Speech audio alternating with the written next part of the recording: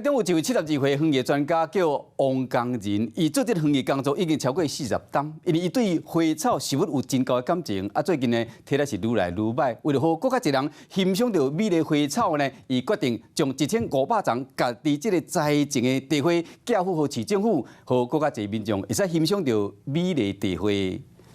这个品种的名字叫宫廷歌舞，它算是一种牡丹型。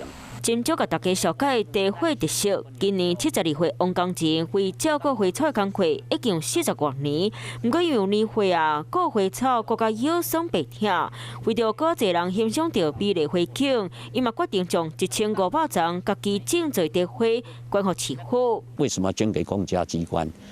就是有人照顾，大家看得到。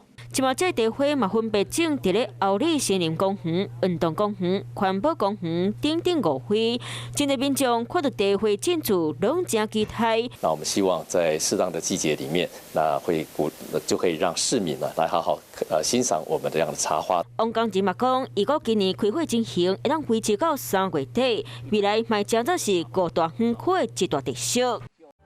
我是吴一璇，想要收看最新第一手的讯息，赶快加入华视新闻 YouTube 频道，按赞，开启小铃铛，最专业的主播群说新闻给你听。